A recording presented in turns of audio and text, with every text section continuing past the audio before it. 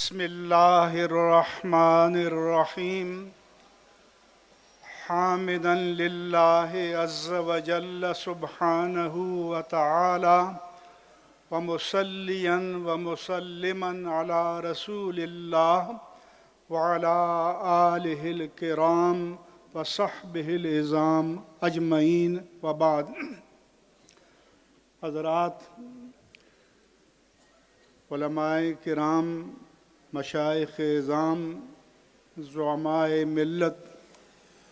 مفکرین اسلام اور حاضرین مجلس، میں عالمی میڈیا کے لیے چند گزارشات پیش کرنا چاہتا ہوں. سب سے پہلے اسلامی کانفرنس کی تنظیم اور عرب لیگ کے مشترکہ اجلاس میں مسلم حکمرانوں نے، سلاطین نے، سربراہان مملکت و حکومت نے جس وہن، جبن، کم ہمتی، دینی اور ملی بے حمیتی کا مظاہرہ کیا اور 1.5 ارب مسلمانوں کے سروں کو جھکا دیا، ان کی مذمت کرتا ہوں. ہم سب ان کی ملامت کرتے ہیں. اس کے بعد وہ مغربی ممالک جو حقوق انسانیت، حقوق نسواں اور حقوق اطفال کا راگ الاپا کرتے تھے اور کمزور ممالک کو اس کے نام پر بلیک میل کیا کرتے تھے، آج امریکہ کی سرپرستی میں، یورپ کی سرپرستی میں اسرائیل نے انسانی حقوق کو، خواتین کے حقوق کو، بچوں کے حقوق کو جس طرح پامال کیا ہے، ہم ان تمام مغربی ممالک کی مذمت کرتے ہیں. پھر 1945 میں لیگ آف نیشنز یا مجلس اقوام کی ناکامی کے بعد اقوام متحدہ وجود میں آئی. اس کے 2 ادارے اہم تھے، جنرل اسمبلی اور سیکیورٹی کونسل. جنرل اسمبلی بے اختیار ڈیبیٹنگ کلب بن کر رہا اور سیکیورٹی کونسل کے پاس ایگزیکٹو اختیارات تھے، لیکن دنیا کے 193 ممالک کے مقابلے میں 5 ممالک کو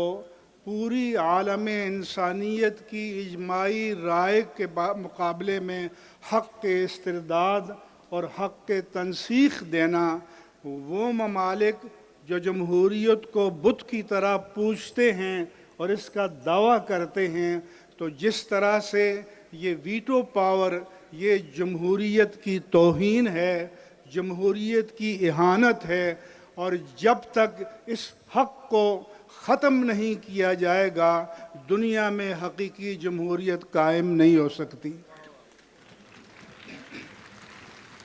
اس کے بعد میں یہ کہنا چاہتا ہوں کہ 70 کے عشرے میں ویتنام کی جنگ جاری تھی. عالمی عدالت کے دروازے تو آپ کے لیے بند ہیں، لیکن لارڈ برٹرینڈ رسل نے لندن میں ایک نان گورنمنٹل عالمی عدالت قائم کی تھی. دنیا بھر کے وکلاء اور مفکرین کی، ہمارے ملک کے محمود علی قصوری بھی اس کے رکن تھے، اور اس میں ویتنام میں امریکہ کے جنگی جرائم پر علامتی مقدمہ چلایا گیا تھا. آج میرا مطالبہ ہے کہ اسی طرح سے لندن میں نان گورنمنٹل عالمی عدالت قائم کی جائے اور اس میں تمام یورپین ممالک جو اسرائیل کے حامی ہیں، امریکہ جو اسرائیل کی پشت پر ہے، تو اسرائیل سمیت ان ممالک کے خلاف جنگی جرائم کی عالمی عدالت قائم کی جائے اور اس کا فیصلہ صادر کیا جائے۔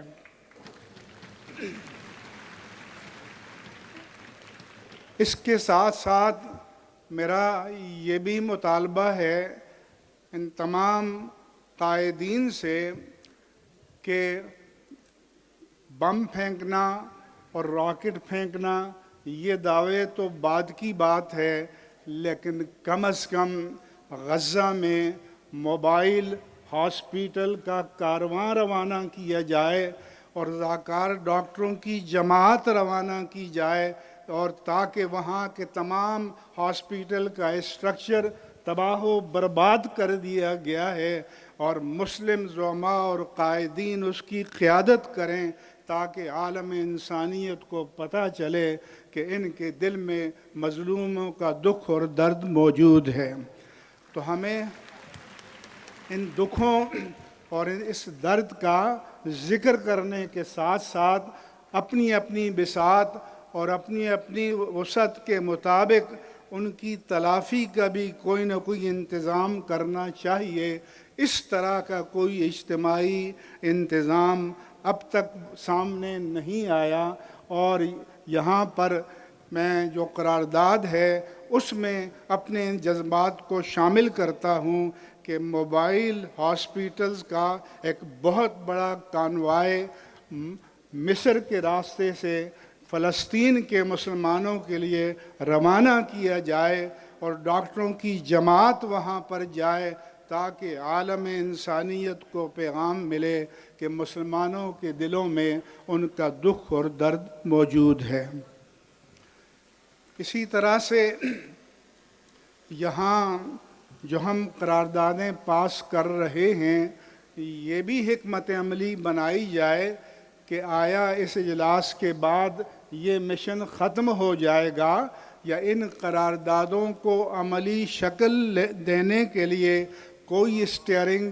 کمیٹی، کوئی باقاعدہ ایک متحرک تنظیم قائم کی جائے تاکہ لوگوں کو پتہ چلے کہ یہ اجلاس 57 مسلم ممالک کے حکمرانوں کی طرح نشستند گفتند برخاستند والا اجلاس نہیں ہے، بلکہ اس کے پیچھے اہل ایمان کا عزم اور عزیمت اور دانش اور جد و جہد اور فکر کار فرما ہے۔ اس لیے اس کے نتائج سامنے آنے چاہیے، کیونکہ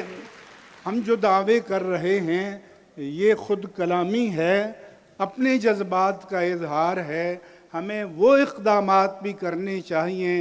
کہ جو برسر زمین جو کچھ ہو رہا ہے اور جن کے ساتھ ہو رہا ہے ان کے دکھوں کے ازالے کی کوئی عملی صورت بھی ہونی چاہیے۔ اور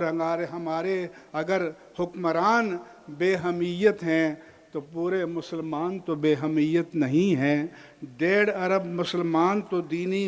اور ملی حمیت سے محروم نہیں ہیں، لہذا اس کے لیے حکومتوں کی سطح سے نکل کر عوامی سطح پر کوئی نہ کوئی عملی شکل ہونی چاہیے اور باقاعدہ کارواں پاکستان سے روانہ ہونا چاہیے اور تمام مسلم ممالک سے روانہ ہونا چاہیے۔ دنیا میں اس سے پہلے جہاں جہاں سانحات آئے وہاں ڈاکٹرز وداؤٹ بارڈرز